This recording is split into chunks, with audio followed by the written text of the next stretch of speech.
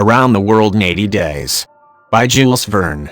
Chapter 15, in which the bag of banknotes disgorges some thousands of pounds more. The train entered the station, and Passepartout, jumping out first, was followed by Mr. Fogg, who assisted his fair companion to descend.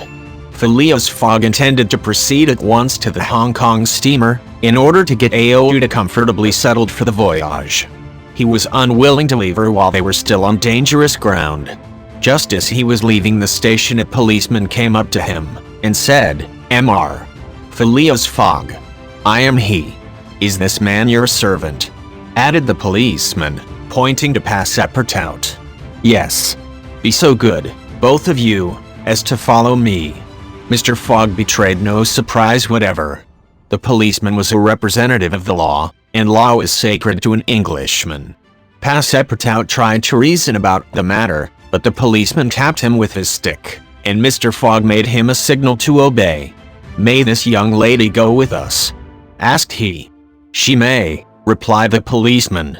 Mr. Fogg, Aouda, and Passepartout were conducted to a procigary, a sort of four-wheeled carriage, drawn by two horses, in which they took their places and were driven away. No one spoke during the 20 minutes which elapsed before they reached their destination. They first passed through the Black Town, with its narrow streets, its miserable, dirty huts, and squalid population, then through the European town, which presented a relief in its bright brick mansions, shaded by coconut trees and bristling with masts, where, although it was early morning, elegantly dressed horsemen and handsome equipages were passing back and forth.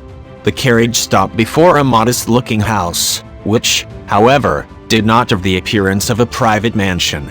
The policeman, having requested his prisoners, for so, truly, they might be called, to descend, conducted them into a room with barred windows, and said, "You will appear before Judge Obadiah at 8:30. He then retired, and closed the door. "Why, we are prisoners!" exclaimed Passepartout, falling into a chair. Aouda, with an emotion she tried to conceal, said to Mr. Fogg, "Sir, you must leave me to my fate. It is on my account that you receive this treatment. It is for having saved me." Phileas Fogg contented himself with saying that it was impossible. It was quite unlikely that he should be arrested for preventing a suttee. The complainants would not dare present themselves with such a charge. There was some mistake. Moreover, he would not, in any event, abandon Aouda, but would escort her to Hong Kong. "But the steamer leaves at noon," observed Passepartout, nervously. "We shall be on board by noon," replied his master, placidly. It was said so positively that Passepartout could not help muttering to himself, "Parbleu, that's certain. Before noon we shall be on board." But he was by no means reassured. At 8:30 the door opened, the policeman appeared, and, requesting them to follow him, led the way to an adjoining hall. It was evidently a courtroom, and a crowd of Europeans and natives already occupied the rear of the apartment. Mr. Fogg and his two companions took their places on a bench opposite the desks of the magistrate and his clerk. Immediately after, Judge Obadiah, a fat, round man, followed by the clerk, entered. He proceeded to take down a wig which was hanging on a nail, and put it hurriedly on his head. "The first case," said he. Then, putting his hand to his head, he exclaimed, "Ha! This is not my wig." "No, your worship," returned the clerk, "it is mine." "My dear Mr. Oysterpuff, how can a judge give a wise sentence in a clerk's wig?" The wigs were exchanged. Passepartout was getting nervous, for the hands on the face of the big clock over the judge seemed to go around with terrible rapidity. "The first case," repeated Judge Obadiah. "Phileas Fogg?" demanded Oysterpuff. "I am here," replied Mr. Fogg. "Passepartout?" "Present," responded Passepartout. "Good," said the judge. "You have been looked for, prisoners, for 2 days on the trains from Bombay. But of what are we accused?" asked Passepartout, impatiently. "You are about to be informed." "I am an English subject, sir," said Mr. Fogg, "and I have the right." "Have you been ill-treated?" "Not at all." "Very well, let the complainants come in." A door was swung open by order of the judge, and 3 Indian priests entered. "That's it," muttered Passepartout. "These are the rogues who were going to burn our young lady."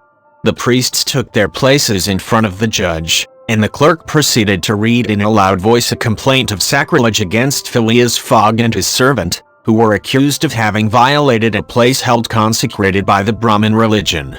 "You hear the charge?" asked the judge. "Yes, sir," replied Mr. Fogg, consulting his watch, "and I admit it." "You admit it?" "I admit it, and I wish to hear these priests admit, in their turn, what they were going to do at the pagoda of Pillaji." The priests looked at each other. They did not seem to understand what was said.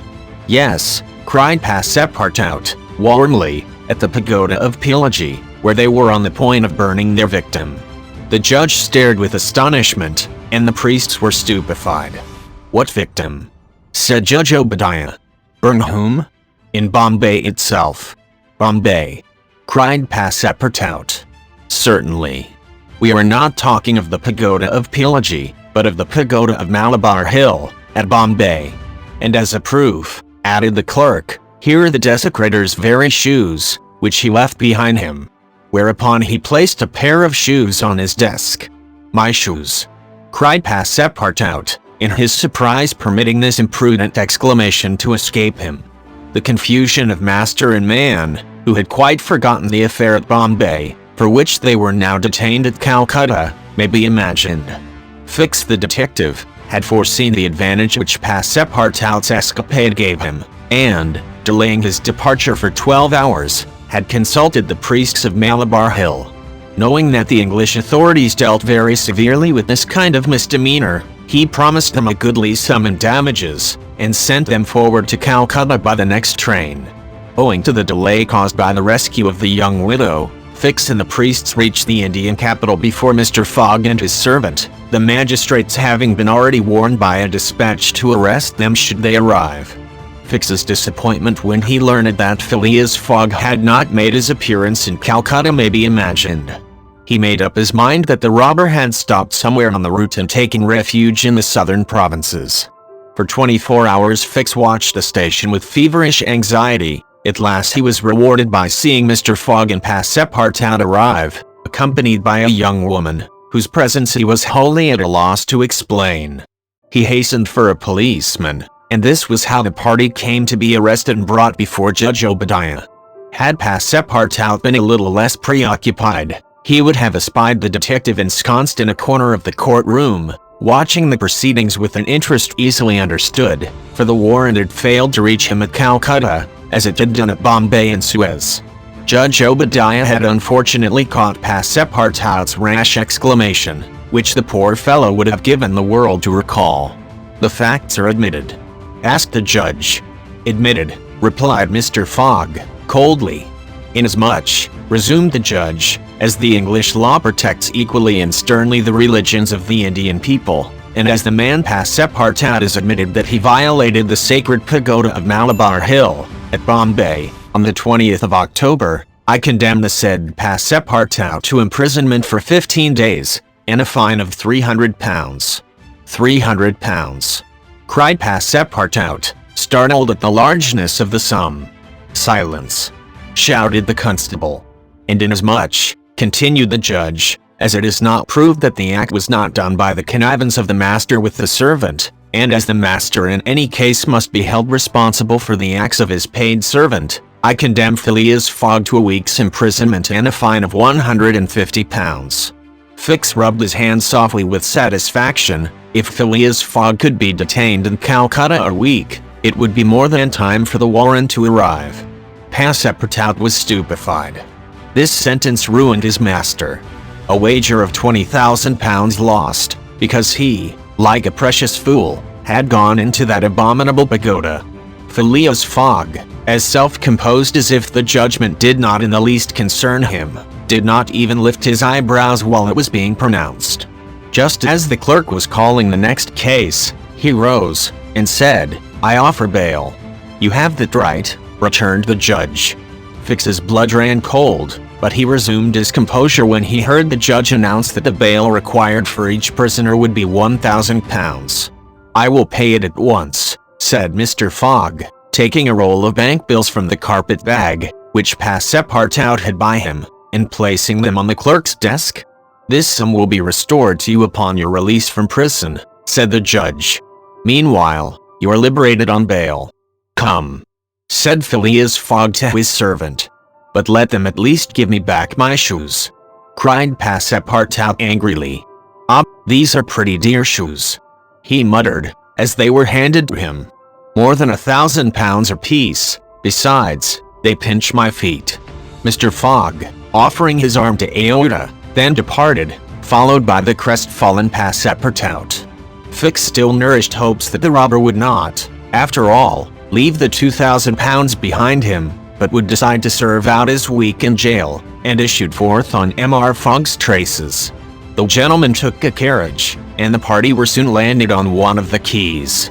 The Rangoon was moored half a mile off in the harbor, its signal of departure hoisted at the masthead. 11 o'clock was striking. Mr. Fogg was an hour in advance of time. Fix saw them leave the carriage and push off in a boat for the steamer, and stamped his feet with disappointment. "The rascal is off, after all," he exclaimed. £2,000 sacrificed. "He's as prodigal as a thief. I'll follow him to the end of the world if necessary, but, at the rate he is going on, the stolen money will soon be exhausted." The detective was not far wrong in making this conjecture. Since leaving London, what with traveling expenses, bribes, the purchase of the elephant, bails, and fines, Mr. Fogg had already spent more than £5,000 on the way, and the percentage of the sum recovered from the bank robber promised to the detectives was rapidly diminishing. This is end of the chapter 15. If you like this story, please like, share and subscribe. Thank you.